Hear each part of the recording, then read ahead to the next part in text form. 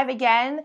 Sorry, y'all. I'm gonna do my little checkup again because we had a little hiccup. And if you're watching this, Christine, please go in and delete all the other links. Still not showing up on YouTube, but we should be up on Facebook. Okay, we're live now.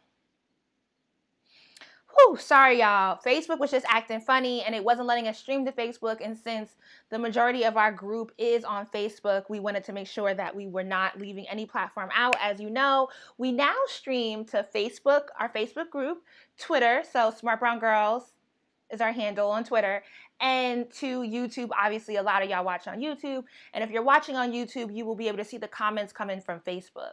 So we just want to make sure that no matter how people engage with the book club, that we are accessible across platforms, and we are really excited to bring to you the fourth discussion for Kiese Laymon's Heavy. We are here with Tyler A. Johnson. Yes, that's me, Tyler A. Are you in a master's or PhD program at Morgan State? I am in a master's program in African American Studies at the illustrious Morgan State University. Yes. Okay, you're in the Baltimore area. We in the Baltimore area, yeah. Yes. One of my line sisters went to Morgan State before she transferred. So we used to go visit Morgan State a lot. It was cute. All right. Folks are in here, and we're just going to get right into the discussion because we are a little delayed. But as always, we use the Smart Brown Girl Book Club produced syllabi to host all our discussions. This one was done by Bree Reed. She's actually getting her PhD at University of Indiana now.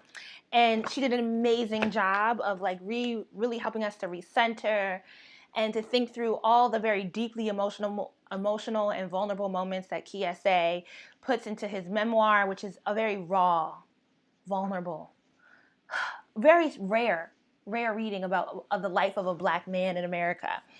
And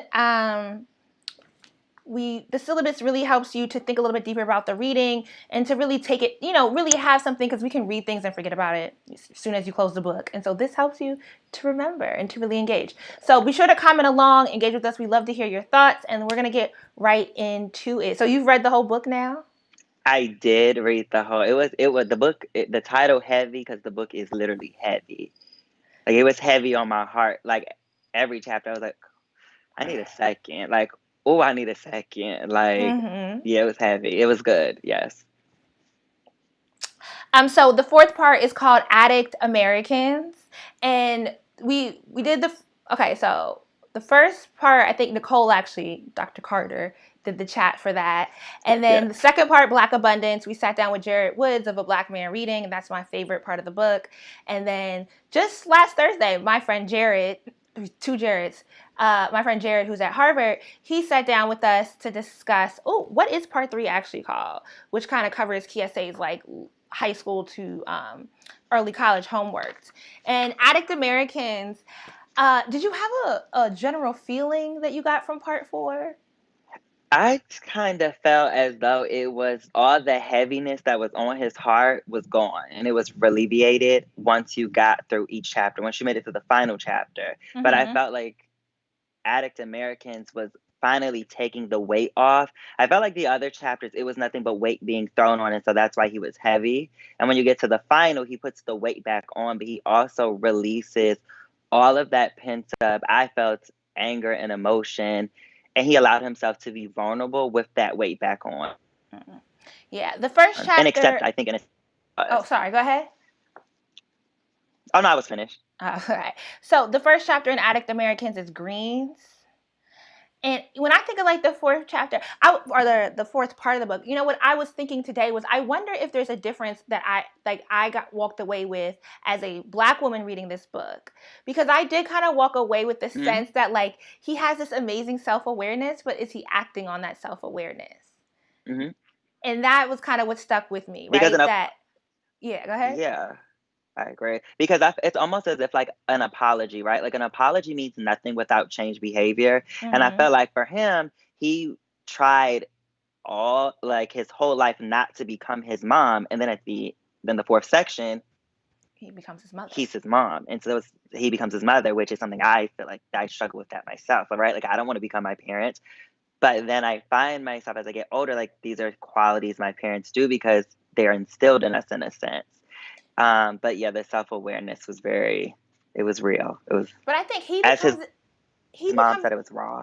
he becomes his mother in the sense of like her trauma gets like, you know what I Mm-hmm. mean? I think like we Yeah. all sort of become our parents, like we've all become the people that we grew up with, right? So I definitely Right. have mannerisms of my parents. I don't know if I have I don't know if I have subsumed the trauma that my parents lived through in their own childhood or that my Right. parents carried with them. I don't think I've taken Mm-hmm. on their more toxic behaviors. And for Right. me in part 4, it was kind of shocking to realize how deeply embedded his mother's toxic behaviors had Mm-hmm. become in him. And I do really, we'll definitely, when we talk with him tomorrow, ask him about like his relationship with his mother and how she's read the book. Yeah. I don't think I was shocked, personally, because I felt like the things that she did to him, it made me look back to my own childhood, and my dad made me go in an encyclopedia whenever I had a question or I wanted to look up something. So him having to write these essays, it kind of, and I really want to talk to his mom. Like, I do want to talk to him, but I want to talk to his mom. Like, what was your reason for doing everything that you did? Because I understand the power of education, but do you feel as though what you was doing? Do you feel like you raised him right in a sense, of making him become the man who like he wanted to be, not who you wanted him to be? Because I think he struggled so much with living up to this black educated man that his mom wanted to be. And so is that really who he wanted to be himself, you know? Mm, Yeah. yeah. We'll have to put that in the questions for him tomorrow and see what he says. All right, so we're gonna Let get me into know. Watch it. the first chapter of part 4, which is greens. Hmm. So in part of the syllabus, it was asked, what do you want for Laymon in this final section of the memoir? So I is that possible to answer now that we've read the whole book? hmm Okay. Well, yes, because when I got into Addict Americans, I was like, you know what? I need him to just be happy. I want him to find a woman. I want him to lose this weight. I want him to forgive his mother, forgive himself, and like love himself. I wanted him to find happiness within himself and accept his childhood and say, you know, this is my childhood. I can't change it, but this is who I am, and I'm going to take the steps to be a better person. That's what I wanted. That needs a lot of therapy. Yes. Yeah, and I wanted him to That's not actually, a self-discovery on your own. That's a yeah, he needed to see a therapist, I feel. A few times a month, maybe once a week. maybe twice a week. That would maybe if I don't know what's in the insurance because the money he was making as a professor, I don't know what the insurance covered, but yeah, it was heavy. It was It definitely was. heavy. So the next question is, do we recall Laymon's conversations with his Uncle Jimmy in this chapter? What moments resonate with you? Uncle Jimmy is the first male relative we meet, and what do you think of him?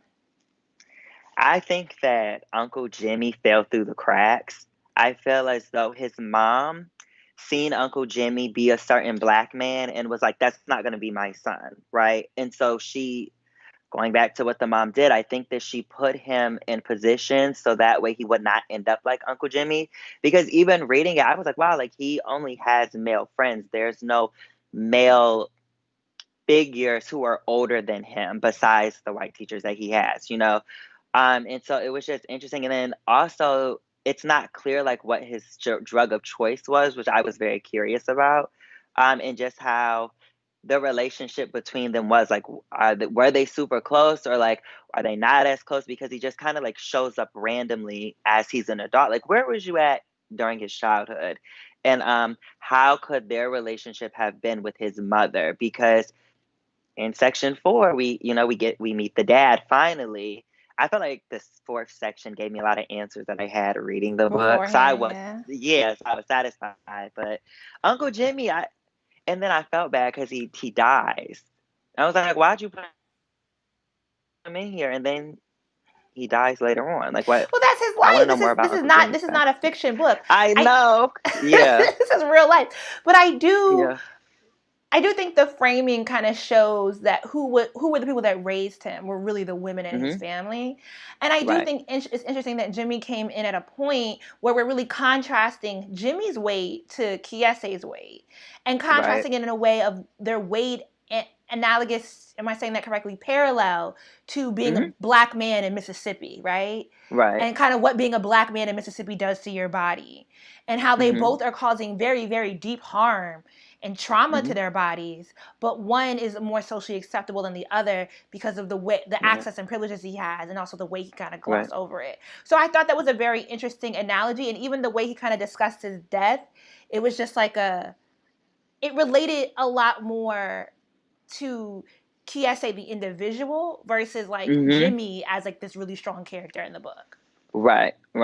I think when I read Jimmy's death, I kind of felt like I was reading like my uncle passed away, especially because his grandmother, you know, she's forgetful at this point, like she's aged, and so it was just like she's still reliving that. But then also, I think it kind of shows there's two types of black men in Mississippi, but in the poor Mississippi, right? You have the educated black man, and then you have the drug addict black man who at the end of the day, they're both black and they're still poor. And so what does that look like, and how do they navigate in society, and what opportunities are they given?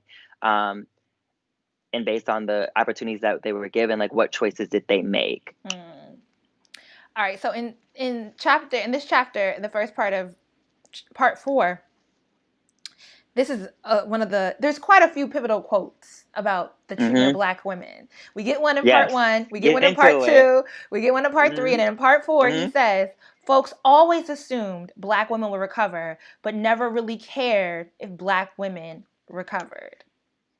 That is because black women are taking care of everyone else, okay? And I'm not a black woman, but I have a lot of black sisters. I have a lot of, I come from predominantly like a woman family. Like I have one uncle, I have like 2 brothers. My cousins are a lot of women, and they are always taking care of everyone else, but it's like, who's taking care of you? But I also think the idea of like recovery stems back to the idea that like, not that black women are super strong, but this majestic creature, like they're able to do any and everything, and they can endure any and all of this pain. And it's like, no, she is still a person. She still has feelings. She is a woman. She's a black woman. And I understand definitely how society views black women. But when he said that, I was like, take me to church. Like, you could take my wig and you have it, because who is helping the black women except black women? And I do think black women societally, because we're reading All About Love on the Complex Theory track, and there's so many parallels to All About Love with Heavy, right? And so Bell Hooks in the last chapter ends on a healing love, and her point is that you know, to commit to growth, which is, you know, a struggle in itself. And therefore to heal yourself and become this better person and let go of capitalism and this societal push towards power and domination, which is what causes a lot of the toxic behaviors that we exist between each other. It's this idea that you do healing like that happens within communion. And I do think one of the peculiarities of like existing in this world as a black woman is that we really aren't allowed to exist as individuals on our own. We get shamed for like not having friends, for not having family, versus a man can kind of be like the man, you know, and not need to exist amongst the community. Independent. Right. You don't need a family. You don't need kids. But you as a black woman, you have to be a wife. You have to be a mother. You have to be a member of society. A book club, a church. Yep. Yeah, and so I do think we've kind of been it's duplicitous in that we've been forced to understand a little bit more both the harms and benefits of communion. And because we don't have a society that cares for us, you know, I'm at 35 going through this whole thought process of how do I create a community that minimizes the casual trauma that comes into my life? How do I create a community of care and compassion? And so I don't know if men are having those same thoughts. Maybe, you know, non-binary, queer, fluid men, but cisgendered heterosexual men, I don't know if they're there yet. Absolutely not. I'm not a cis hetero sexual man. I'm a queer black man. I know in my black queer experience, it is very communal. It is a community. Because of safety. And we understand the harm that can come our way by not being in communion. Right. But I think with cis straight men, they're privileged. They don't have to be in a community, especially white cis men, they're able to just be themselves. And sometimes Black cis men, they're able to do that as well. It's a Are they conversation really that many able to Black do that, or they do that and then they too old by the time they realize they couldn't really do that? Because low key, it's always a woman in the shadows. I mean, we gonna talk about it. We can talk about it because I mean, it's like the Black church. We get the Black pastor, but who is in the pulpit and who's doing The all the Black organizing? Who's women. doing the usher? The Black women. I think that Black men like to believe that they are, but They then they have, get, like you yeah. said, they get to that age and it's like, oh wait, pause, hold on, cut the cameras. What's the truth behind it? And then Then they they be left looking with real what? miserable, single in their 60s. It's like, okay, well, Yes. didn't And you live then your trying to ho-ho marry a ass life? 30-year-old. Right. Trying to Trying. marry a 30-year-old. Like, grandpa, sit down. Nobody wheeling you to the graduation. Stop. We But ain't this doing is why that. the data says that, like, Black women, even though we've caught a lot of shame and flack for not being able to partner the same way as other groups of people, but that, like, we Hmm. live longer when we are single and not married because we tend to have stronger social structures. We tend to have And you're stronger not dealing with communities the around stress. us. You're not dealing with the stress of a man. Listen, I date men. It's very stressful. No matter if they 21, 37, they all dumb.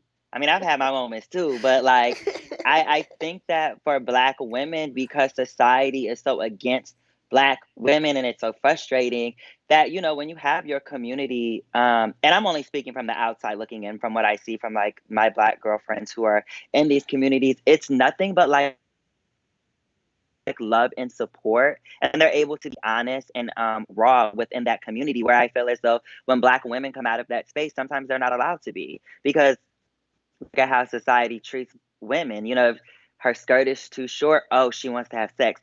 Oh, if she goes to school, she's a nerd. It's like, why can't she be smart? Why can't she be promiscuous? Why can't she just love her body? Like, this is her body, she can do what she wants with it. I think that we just need to Mm, reshift the yeah. narrative. Like, it's And annoying. per the syllabus, it does point out that the beginning of part 4, Kiese is navigating his family as an adult. So he's fully an adult now. Hmm. I think all other 3 Right. parts were like kind of coming of age, because he Hmm. definitely at the end of part 3 snaps at his mama and tells her how to live her life. And I was thinking, like, who are you talking to? Like, I turned that page, like, who is he talking to? Like, mom, hold on. If I were to talk to you like this, what would you say to me? Like, oh, he grown now. He grown, so he got it. Yeah. Did you shift your approach to communicating with your family in adulthood? Absolutely. I think it was when I graduated high school at 17. And then I was 18 and I went away for college, and coming into myself and like my adulthood, my sexuality, there were certain conversations, and being 26 now, things that had happened to me as a kid, like I try to talk to my parents about, but it's the way you go about it. Because I think the thing about parents is that they're never going to change. The child will change. The parent, it's very rare that they will. Definitely shift my approach with my tone, how I start the conversation, what do I think the outcome is going to be. Um, but for me, communication, besides just having like a oral conversation, I like to just write it down, because I can write it down and give it to you, and then you could do what you want with it. Whereas, if I'm talking to you, I could say you hurt my feelings, and then your response is, well, you hurt my feelings when you did this. Like, I don't even want to talk to you. Like, you got it. So for me as an adult, I've learned the healing process of just writing letters, whether my family reads them or if they haven't read them or if I even give them to them, just writing it down for me, but definitely shift the approach. Yes, Yeah. absolutely. I think once I got financially stable, I definitely started just being more direct with my parents. Hmm. Being Teach respectfully me. direct. I'm not gonna call them by their first name, but I will let No. them. I will let them know. Sometimes your shit do stink too. So clean it up. Okay. Make sure you wiping correctly. All right. So moving into terrors. Layman's mother is a professor and supports her students inside and outside the classroom. How does her experience relate to the unpaid labor Black women dedicate themselves to in higher education? And I think this is a very interesting question because I'm gonna apply for my PhD or reapply, but when I originally started looking, Congratulations. thank you, and I was looking at Black women in history programs, in PhD history Hmm. programs. Where are they at? One, where they at, but two, a lot of them are just extremely busy because the common theme, unlike their white male counterparts, they always do Hmm. community facing activities. They'll Yep. get tenure out of school, Mm-hmm. take students, teach classes, and still be trying to impact the local community, right? Yep. In ways that Mm-hmm. you do not see the non-melanated professors, making an effort. And like one thing we were talking about with Jared last week was that a lot of private universities have very tenuous, and it's highlighted in Heavy, like when he went to Millsap. Yep. How like these private white institutions sit in between a working class and a upper middle class community. Like if you think of Mm-hmm. University of Chicago, right? Is that in Hyde Yeah. Park? Yep. Mm-hmm. So, or Duke in Raleigh, or Mm-hmm. any major school, right? And Mm-hmm. the Black women will come to those schools and be like, okay, I need to do something for the underserved in this community, even Yeah. though that the schools are buying up land and really kind of mindlessly causing harm to the working and lower income communities that they surround. Right. Right. I think that it just when I was an undergrad, my Black woman professor, the only one that I had, she was very involved with all of us. I still speak to her today. She's actually my mentor, and I always wondered why are you doing all of this when like you don't have to, right? Like you don't have to be Wonder Woman. Like you can literally just teach and go about your day. And when I asked her, she just was like, I'm paying it forward because someone did it for me. But I think with white men and white professors in general, whether they're a white woman or a white man, they just don't have to. They don't see the benefit of communal and community, especially when it comes to people of color and especially when it comes to Black students, right? Because one thing, the author did talk about was that it seemed as though like he was always having to question like he was always in question about how smart he was. And I felt when I was in my African American studies courses, at Eastern Michigan University with the Black professors, when I was in there, I didn't have to explain how smart I was or what book I read, but I knew when I was in these white spaces, it was almost like I had to prove myself to them. Whereas in a Black space, I didn't have to do that, especially not with that Black woman. And she was very challenging. Like she made sure like I was challenging myself. So And so, yeah, I think Black women often take on this unpaid labor when they get into mm-hmm. these spaces because they understand how hard it was for them to get there. Yep. And how much support it takes to get into those spaces. And when it comes to Laymon himself as a professor, I actually thought this was an area where I appreciated the vulnerability and I appreciated the awareness. But, and I mean, I have to also be aware of my own privileges and bias because I am cisgendered and I fit into mainstream binary understandings. But I thought he was a little hard on himself when he was talking about how he failed his students, considering that societally, there's been a big trend. Like, is it fair to say big? There's been a cultural shift in the past 20 years. So if we imagine him being a professor in the early 2000s, not that I don't think the way he wrote it was wrong, and I really appreciated it. But I was like, oh, okay. Like, is that failure though? Is that a failure? And because he says that he misgendered them, tokenized them, made them read harmful literature that attacked their marginalized identities. He says, I didn't expect to fail them as much as I did. And I wonder if his students feel that way towards him. I don't, as a queer person, I don't think I didn't read it as like, oh, he failed them. I felt as though in the moment that he was in, he thought he was doing the right thing. But I respect him because he was able to self-reflect and say, I shouldn't maybe have had them read that. Maybe I should have changed that assignment instead of saying, which in my experiences, happens all the time. I don't really care about that. You being queer has nothing to do with anything else. And your race and your identity, all of your intersectional and all of the spaces that I fit in certain, when I'm in the classroom, they don't care. So I love the fact that he was able to self-reflect and say, you know what, that wasn't right. I should have did this. And I don't personally think that he failed them. I just feel like because of the childhood trauma, he's just very hard on himself. Like he did the best that he could. And like, I hope that he made the change as he went on to teach later on. But it was like, Dag, I don't want you to put no more baggage on yourself. Like, can you find the love in yourself? You know what I mean? Like that's how I was like. And it's like, see, look, me being a Black woman wanting to care for everyone. Yeah, look, you're gonna take that weight on. You're gonna be heavy too. I'm just like, please stop. Like, listen, you did the best that you could. Okay, like. don't put that weight on you because you're about to add another 50 pounds and then you're going to be weighing yourself and be sad. And I'm not like, I'm not, I don't want to read Yeah, that like part. I'm can you sorry, have honey. this No. awareness about yourself and say, maybe you weren't as kind to your students as you would hope to be, and just Right. Yeah. instead of internalizing that as a failure of yourself, internalize Hmm. that as a push to be more considerate and more kind. But Reinstall that as an investment in kindness. I'm shocked that he didn't see it as a failure from the institution and the university, right? Because just because you're the professor, there's other things that play a part in it. And so, do I feel he felt? No, but I feel as though, I mean, in the early 2000s, I was a kid, so I don't know what it was like for queer individuals at that time in academia, but I just would hope that like he, would have went to the university head or like tried to have a conversation and fit, the mistakes that he's made for everybody else because he's one person. Like he can make the change and have the best class ever. And then, I could take the next class and have the worst experience because that professor didn't self-reflect as he did. Mm-hmm. Yep. Yeah. Have you ever been the source of financial support for your family? And if so, what is or was that experience? And I would love to hear from the audience. Why aren't y'all commenting? Y'all can answer these questions too. I have not ever been financial support, thankfully, for my family. I've not been put in that position. I have. I'm the youngest of six, so I have with certain siblings.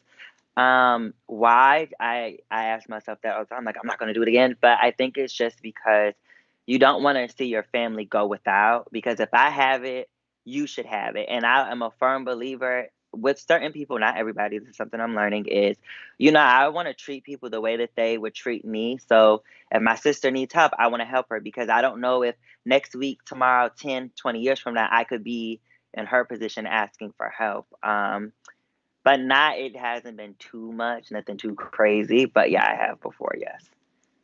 Yeah, Very and interesting like to live though. I was waiting for him, and I do think because like I watch P Valley, Pussy Valley. I was just watching today's episode before we got on this call, right? And oh, it's so good. It's so It's good. on my list. It's on my list. It's on You my can. list. I watched the bootleg version of it, so I don't. I don't have stars, but Mr. World Premiere. That's where I catch it. But there is a character, Mercedes, who's like the head stripper at Pink, and her mama is like running her for her money. And every time I Yeah. come across this character who is just has a family member, typically it's always portrayed as their mother, but it doesn't always have to be, but like a close family member who is taking money from them and obviously misusing the money like I've never had that experience where my emotional ties to the person has clouded my judgment. And I'm always kind of like perplexed by how long do you let it go, especially when it's financially stressing you out, to give your family money when you know they're misappropriating the funds. Yeah. I think you have to, well, for me, I have to, with one of my family members, I had to just wake up and say, like, the next time it's just going to be no. With Laymon, the amount of money his mom was asking for and the amount he was making, I was like, do you got an OnlyFans? Like, what? How are you getting all this? Like, I what's mean, going he was on? working at Vassar. He was making a good little. Was he at Vassar or was he somewhere else? He was making a cute coin, but the amount of money she was asking for at one time, and then nah, it like she's wasn't not adding using up. it. Like her house is Exactly. dilapidated. It'd be one thing if Yes. she was asking for that money and she really needed it. I know people that send money to their Mhm. family because there's really something Mhm. happening, and I think housing is a Yeah. huge issue, right? But like Yeah. to know that she wasn't using the money to fix any element of the house. And I don't blame her. And to be honest, I kind of blame him because you allowed her to do that. You allowed your mother as an adult because at this point you are an adult. You can say no, and saying no is not disrespectful. You knew that she was misusing the money, and you still gave it to her.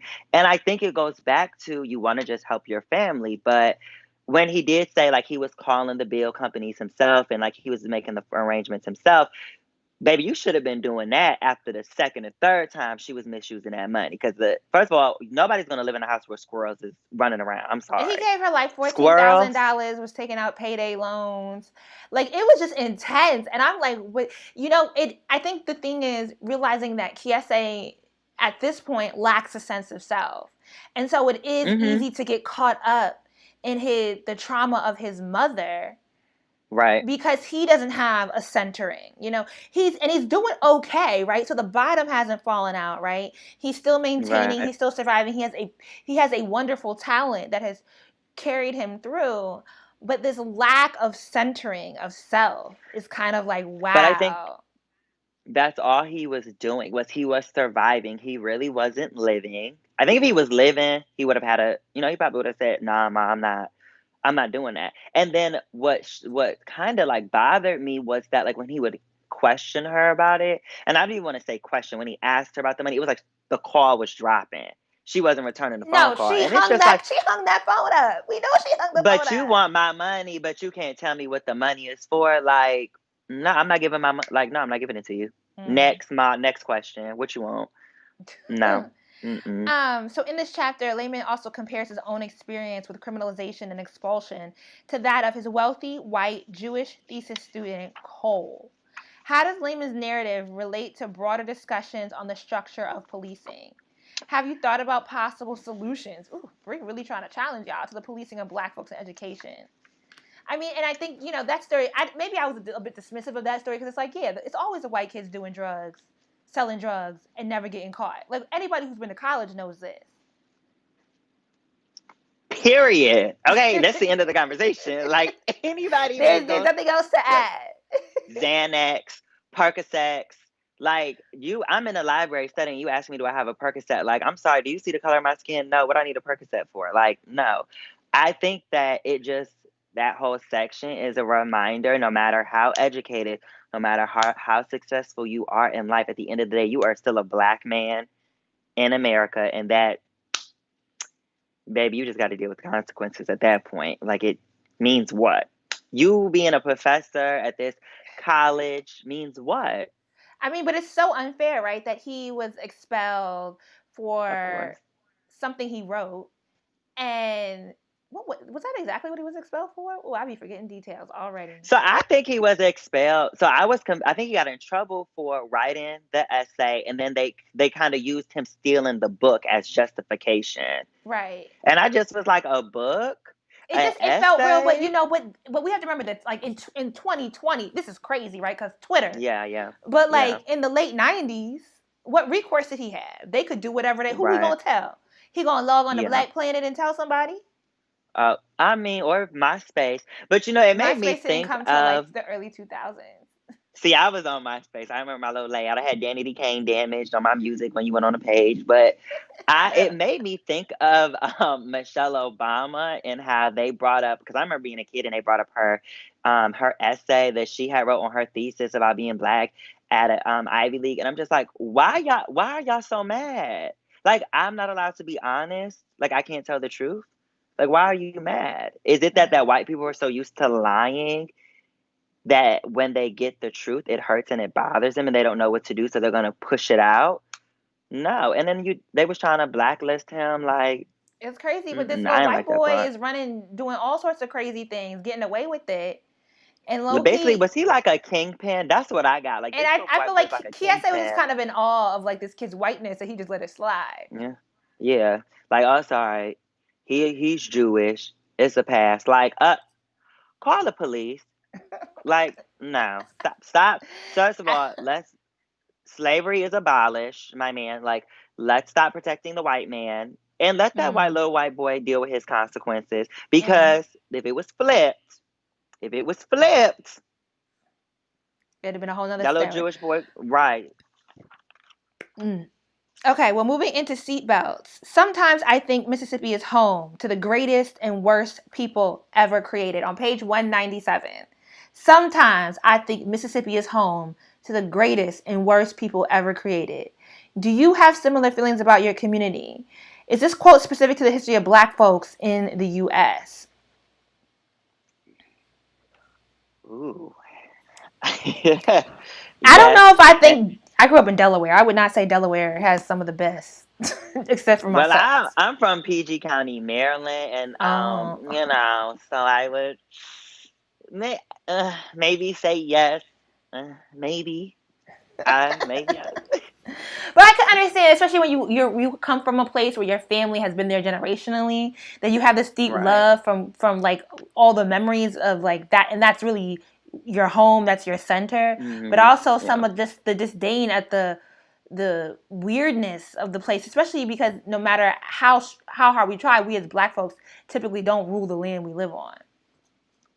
That's very true. I think because I just kind of felt like all he knew was Mississippi. So when he said that, it was as like it was speaking from like a tunnel vision, right? Like I've moved a lot. So I lived in Michigan. I lived in Atlanta. I have a lot of family that lives in New York. I've been afforded the privileges of like traveling a lot, and so I'm able to experience different cultures and see how different people live. Whereas Mississippi, of all places. Right, I need to see Mississippi catalog of like who came out of Mississippi. Like I I need to see the catalog. I need to see the receipts.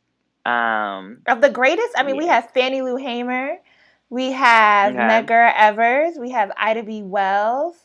He name drops a lot of the greats that came out He of only said Mississippi. three. He didn't say no more than five people. So I need There's a more than lot that of people because that come up, people that there's a lot of great Black folk that come out of Mississippi, but they kind of, well, aside from like the activists, right? So you get the Ida B. Wells, the Fannies, the Meggers, and they were very like activist civil rights era right. Mississippi. A lot of people that come from Mississippi now, you know, they're in Who? Atlanta. Okay. Like that's kind of what happens, right? Okay. They're in Memphis, right? But I do think there's sort of, I think Mississippi gets a lot of unnecessary shade because we tend to blindly think of Mississippi as this backwards place. But I think any state in America that has a majority Black population has gone out Mhm. of its way to keep those Black folks down. So you have the same thing with South Of Carolina, course. right? That Of state course. is Of course. till today 50% Black and Mhm. wholly lacks infrastructure because the white folks that run the state will always ensure that Right. Black folks stay disenfranchised. And so you kind of, but that's how the country runs, right? It's just Of course. it's a Yeah. lot easier to front like you're not doing that badly when the Black folks are 10% of your population in the state of New Mhm. York. Like, Yeah. I think the thing about Mississippi specifically, I know a few people from Mississippi, is that when we look at how Black people live and how they're treated in Mississippi, look at their white counterparts. The comparison is almost like non-existent, and so that's a problem, right? But I think then a lot of how times do we we? think of like the middle class white folk in Mississippi, but Mississippi is poor, like regardless of It's isn't race. Mississippi one of the poorest states in the country? Is I it? think Louisiana might be the poorest, but So yeah, it's there. It's like one of the top three poorest states in the it's country. Yeah, It's one of them, yeah, and so I think just that alone says a lot, right? But then also, we all know that, like, poor white people would rather be poor and still white than be Black, so it's the shit that don't make sense. So in this chapter, we are Wow. introduced to Laymon's father, and for some reason, Yes. the build up to Laymon's father, I don't even remember the man's name. The build up to his dad, I thought his dad was kind of gonna be like the less harmful Hotep, right? Because I would say Malachi Hunter had a little Mhm. Hotepery in him, but Hotepery and I want to dominate. And I thought Right. Kiese's dad would be a little bit more Hotepery and like the Kwame Ture, we all trying to get, not to shade Kwame at all, right? But that whole like sort of, I can't never commit to a woman because I'm so busy trying to free the Black folk type man. And so it was Mhm. interesting when, as he explains his dad, who the parents met at Jackson State, and his dad, they were both activists. And I thought his father would Mhm. kind of keep that more. But now, as an older man, he says that his father is trying to fight the terror of racism in America from corporate America. Right. And it was interesting that his dad was a corporate Black guy who wasn't in his life. Right. That kind of the whole corporate part, and I understand trying to fight it, being a Black man in corporate America, right? I looked at it like, okay, his dad got a seat at the table, and like, he's trying to maneuver the plates and like just shift it, right? Like change the place setting, try to make a difference and make it better for Black people. But let's take it back, I don't know, but maybe like 20, 30 years with dad, and you this big activist, and you ended up in corporate. white corporate America. How many black people was at that table with you, Dad? Um, that did kind of like throw me for a little loop. I was like, oh, but where are you at in your son's life? Like, you just show up and you're just so proud of him, but where was the communication? What was going on? And it seems like no Yeah, effort. There was no. no effort. Most of the black boys I grew up with, and this is on page 200, most of the black boys I grew up with had present black fathers in the home. Sure, some of those fathers taught my friends how to be tough, but I can't think of one who encouraged his son to be emotionally or even bodily expressive of joy, fear, and love. Laymon is critiquing what folks actually mean when they call for black fathers in the home. He pushes his audience to consider what is collectively meant by present black fathers and interrogate if presence goes beyond physical attendance.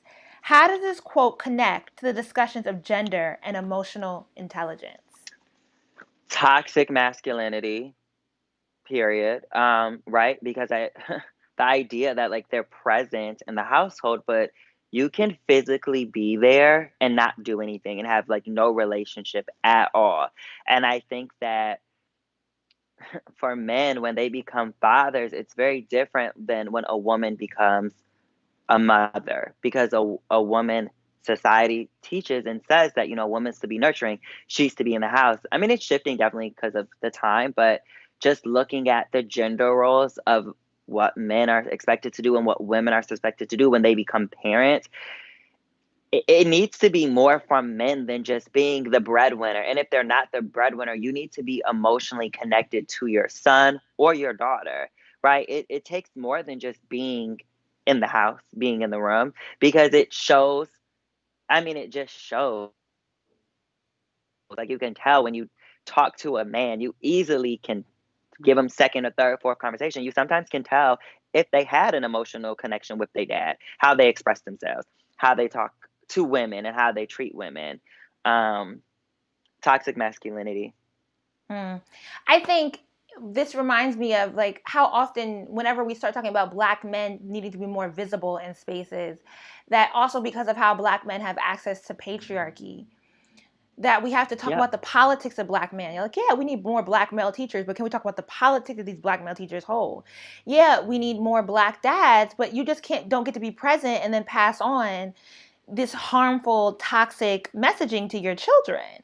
Right. And Right. Kiese definitely makes the point in this book that a lot of the boys, even his own friend, right, the young boy that was in school with him in Lathon, whose mother passed away, who was getting his Yeah. ass kicked by his dad, right? Beulah Buford's Hmm. house and Malachi Hunter and Jimmy and all these discussions about the men who were all in Yeah. someone's life and how like their presence, even though his mother had a lot of her own demons, there was still this struggle Hmm. to be loving, to be caring, that the Right. men didn't seem to invest in. Right. I I just think, unfortunately, it does stem from patriarchy, but men sometimes aren't afforded that. And what I mean by that is that generations, and if you grow up with a two-parent household, you most likely will have a two-parent household.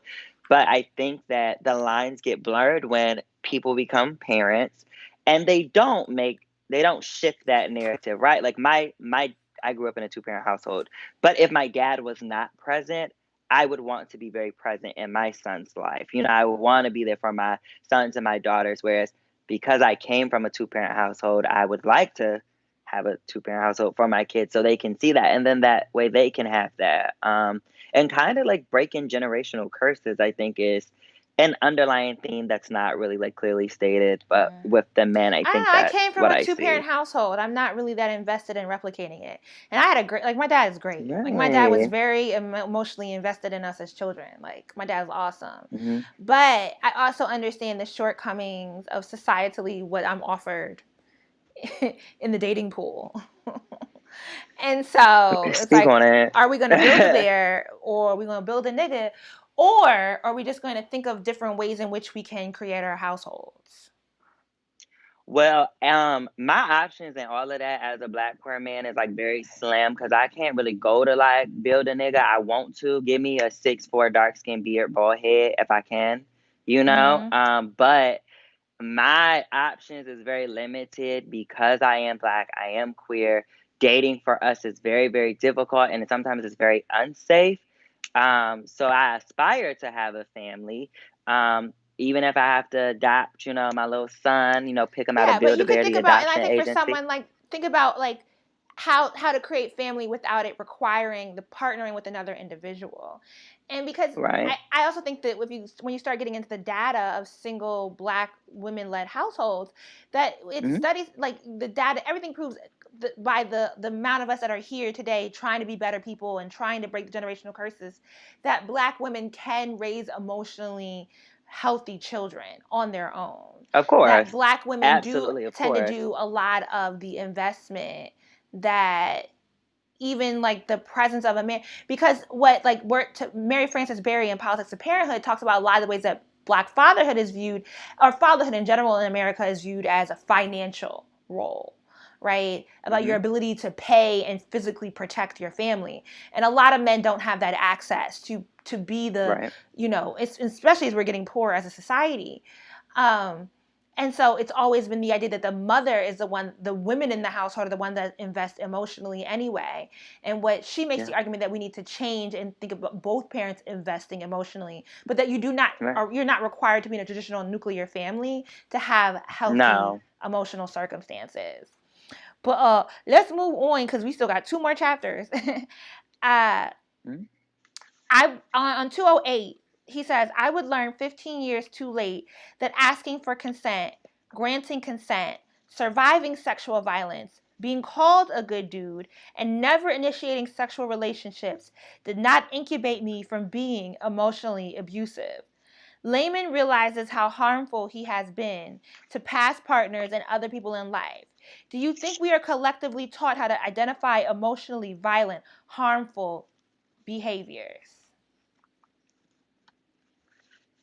No and yes. So first I will say no simply because if you don't know, if you're not taught what consent is or what consent looks like and sexual consent, right?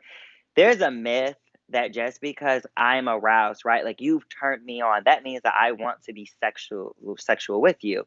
No, that's not what that necessarily means. Like, yeah, you turn me on, but I may not actually want to have sex with you today, tomorrow, any other time. And I think the myth is that when you're aroused, that is consent. Like, no, it's not.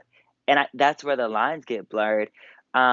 But I would say yes, only if you've had somebody who was able, like I had somebody for me very young who was able to talk to me about that. And I was able to understand growing up as an adult, like what it looks like. And definitely, so taking it back, in the beginning when he see, like with the girl and like they ran a train on her, that took me out, but I've experienced something like that, and I'm just like, Mm. this is not okay, right? Like, I need to tell somebody, but then I can't tell anybody because then I'm gonna get in trouble because they're like, why are you there with those people and why are they doing that?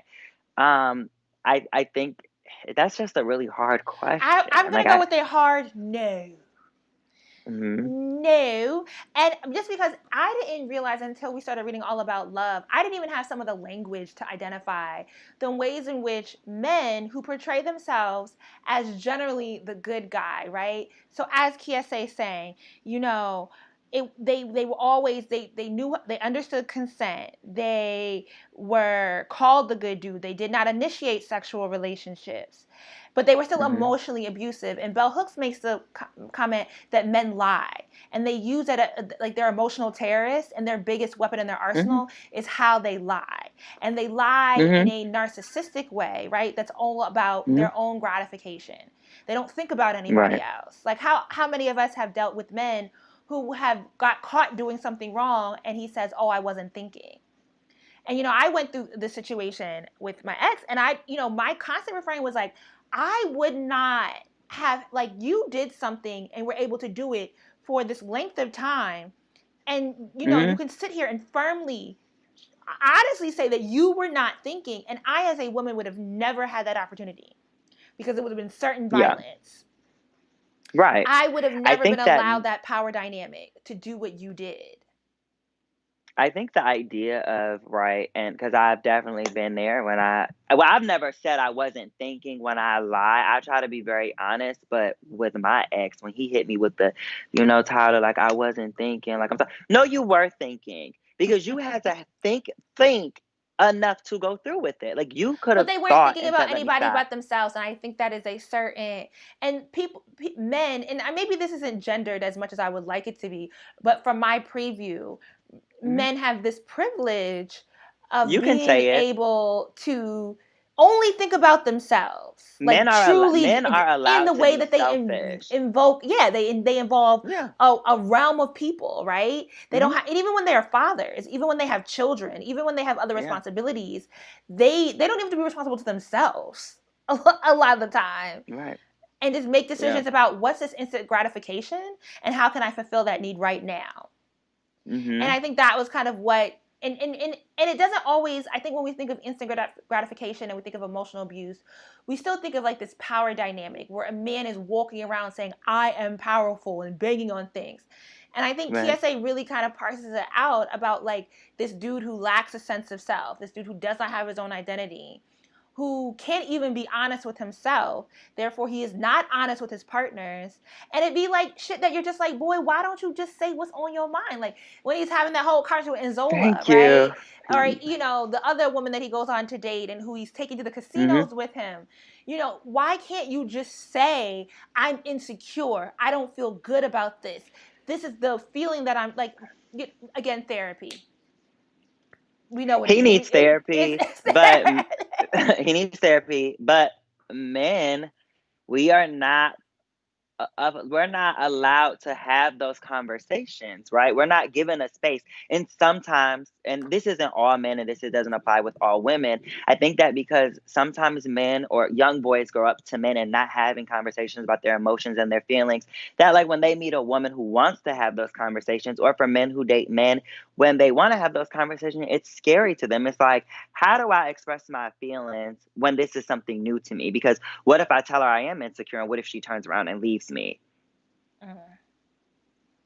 Yeah. Yeah, but I don't He even. needs therapy. Men aren't even thinking about what if she leaves me, because then they wouldn't do half the shit they do if they're really scared of being left. You Talk see what I'm about saying? it. That's called therapy again. It's not that therapy Period. can solve everything. Somebody's saying therapy can't solve everything. It takes self-acceptance and a willingness to change as well.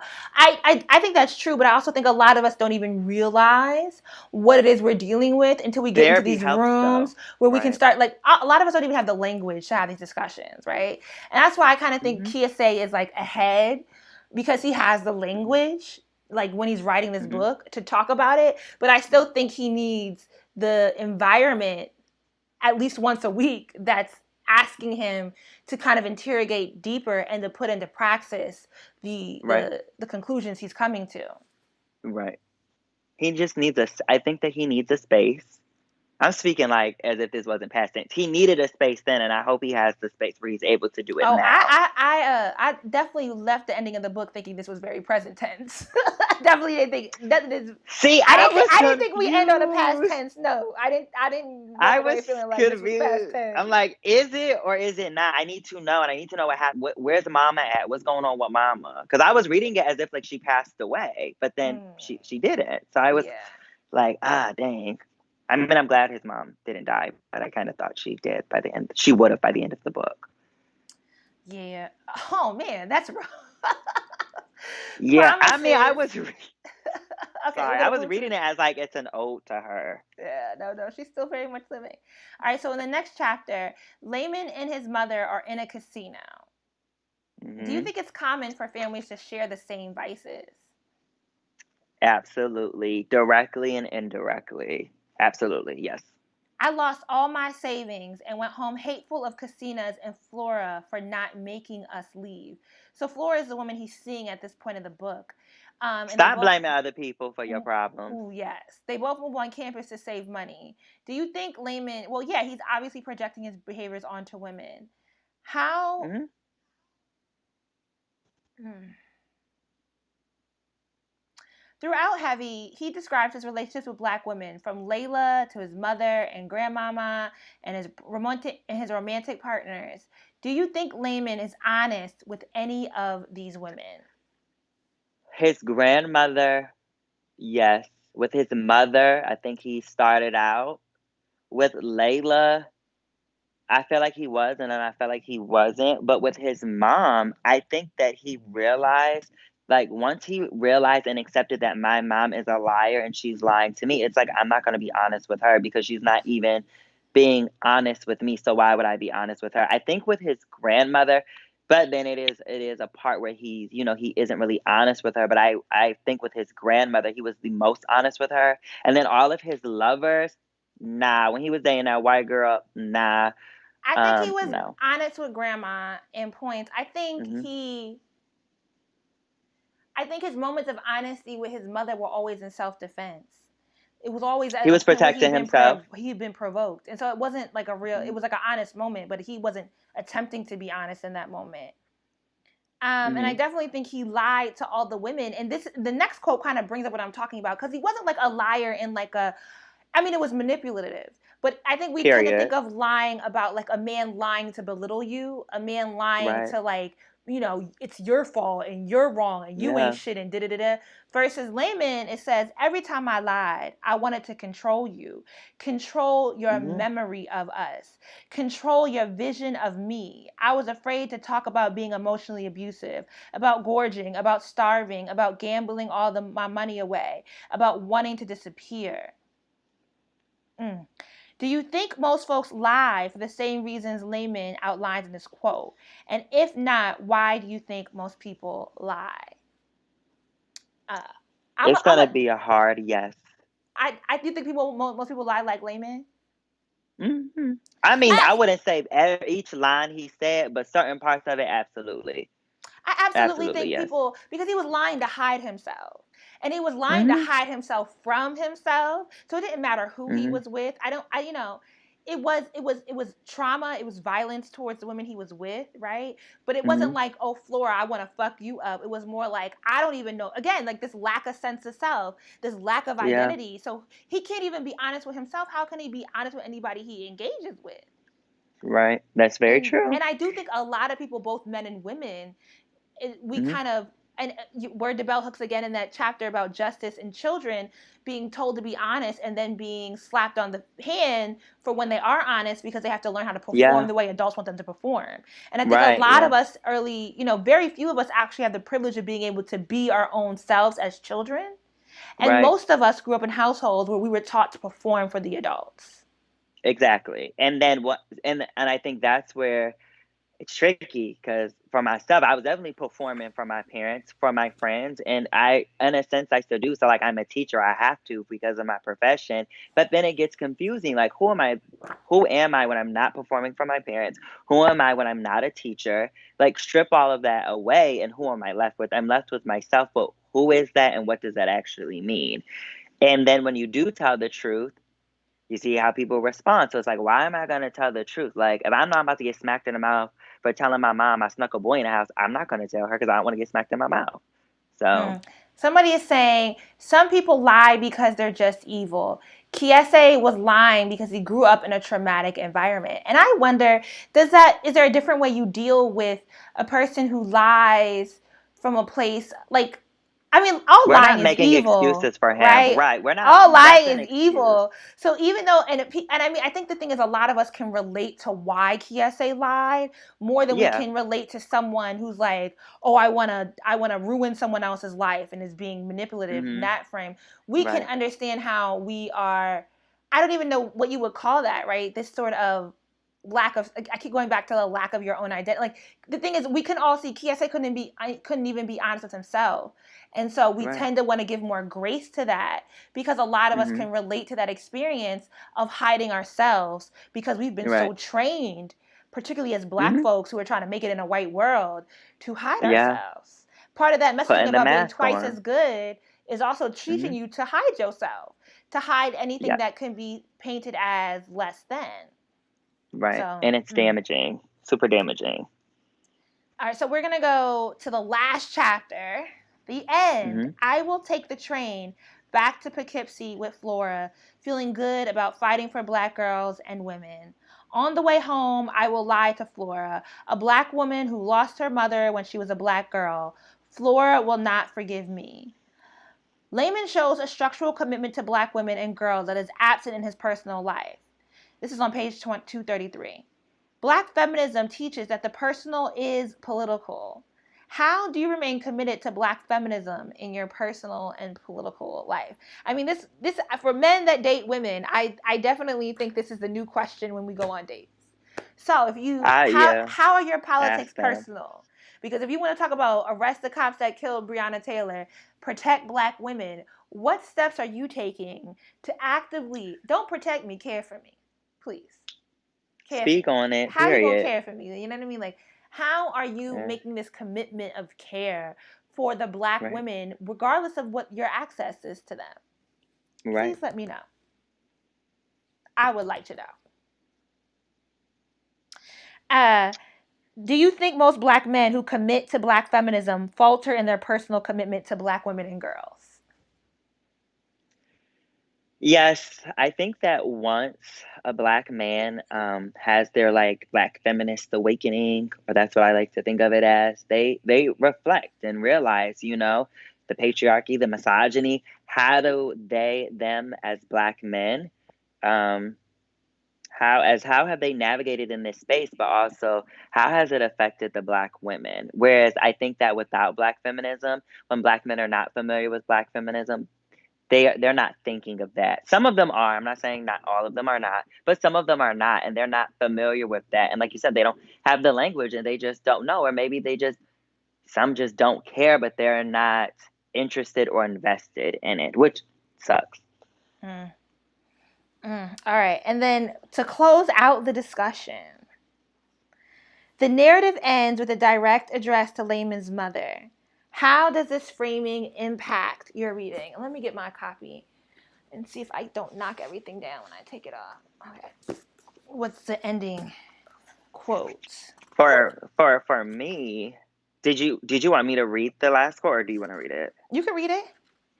I wanted to write a lie. I wanted to read a lie. I wrote this to you instead because I am your child and you are mine.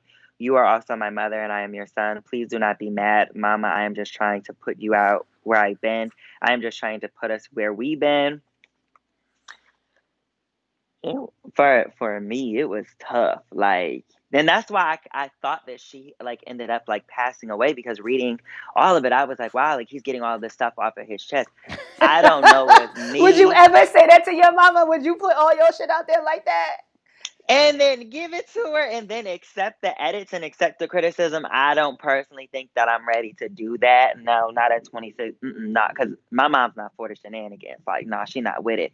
But I think that the way what I took from it was that weight was off of his shoulders. And I think that he wants to make a change. Like he wanted to lie. He wanted to read a lie, but he told so much truth, and that was like the beautiful part about the whole book. That's what I loved, was that he was open and honest with him. Well, it took him some time to get there, but I think with him writing his memoir, he was able to be open and address the problems that he had with his mom that I think that maybe he would not have been able to address, especially when they were at the casino, you know, that night where they're talking and like the back and forth. He never really confronts her. No, but I think he does with this book. This book is like, bopping you right in the face, like, Mom, you just got confronted. But he starts the book the same way he closes the book, right? So he opens with, I did not want to write to you. I wanted to write a lie. I did not want to write honestly about black lives, black thighs, black love, black laughs, black food, black addictions, black stretch marks, black dollars, black words, black abuses, black blues, black belly buttons, black wins, black bins, black bends, black consent, black parents, or black children. I did not want to write about us. I wanted to write an American memoir. I wanted to write a lie. And so in the end, he's saying, you know, I didn't write that lie. I wrote it, you know. That's growth. At the core. Growth. You know, you bend at your core. Yeah, I don't know if I could. I don't know while my mama living if I could ever really, you know, spill tea like this. But it was some beautiful tea. Like, it was beautiful though. It was a well-written book. I want to know what she like. I because for me, even reading that outside or looking in, I definitely was getting emotional. So I can't imagine his mom not being emotional. But then again, certain things, I also wonder if there was anything that like he took out, right? Because he said, like he was gonna accept her criticism and the edits and stuff from her. But like I wonder if there was things that she read that was like, don't put that in there and don't have people look at me because I don't know his mom and I don't know him personally and I don't know either of them personally, but reading this, I'm looking at his mom a little different, but I do understand she raised him the best way that she only knew how. Like, I mean, being a parent, they're not giving out books. So it's like she did it the best way she knew yeah. I how. mean, at the ending, he did say he has this whole epilogue before, like, we will not imagine, we will not share, we will not swing back, we will not organize, we will not be honest, we will not be tender, we will not be generous. We will do what Americans do. We will abuse like Americans abuse. We will forget Yep. like Americans forget. We will hunt like Americans hunt. We will hide like Americans hide. We will love like Americans love. We will lie like Americans lie. We will die like Americans die. We did not ever have to be this way. We will not ever have to be this way. And that's why I thought he was acknowledging that he has all this awareness. He just ain't Mm-hmm. got the environment, the tools, the setup to put that Mm-mm. to commit to the struggle of putting that awareness into praxis. He needs Bob the Builder and a therapist. But But to that's what the I'm way saying. I Like took. that whole setup made me feel like he's saying, we know all these things and we didn't have to be all Mm-hmm. these things, but we still have become all these things. He accepts his mother. When I read that, I was like, you know what? He accepts her for all of her wrongdoings, all of his wrongdoing. It's a matter of self acceptance of himself, for his environment, for his mother, for the mistakes that he's made, for the mistreatment that he endured, like throughout his life. He accepts everything and just accepts it. And I'm just like, That's what okay, I like. Like it's acceptance enough because I get to like, okay, we yeah. accept it, but how do we grow from this? Can we heal? And so I read this book and I want to heal. Like I want to I want to reach give him out a and hug. touch. You know what I I mean? Like just want to hug give that him a and hug, like, transfer come like here, some real baby. healing energy to Yeah, that man come here, baby. because you Yeah, like, he needs a damn. hug. You seem like you still Yeah. struggling, and you can't have all this awareness and all this talent and still be living this life of And struggle. still doing the same. You didn't That's learn nothing. that's where I get Take caught me up. That's take where I me get back caught. to And I feel chapter like there are 4. so many men who are like Kiese. Yeah. I mean, the tea is exceptionally sweet tonight. I like sweet tea, so yeah, that is true. Yeah, All I do right. want to just give him a hug. You have to go to Mississippi Jackson and pull up on him. Yeah, pull up in a skirt skirt. All right. Well, thank you for joining us. People Of are asking, when course. does your book come out? So my book, hopefully it hits shelves in 2021. I finished the first draft. I did the manuscript, the publishing, and all of that. And I personally, I think that writers don't look at themselves as artists. Some of them don't. I look at myself as an artist, and this is a body of work. I've like reconsidered some things, and so I'm re-editing, adding some more personal things.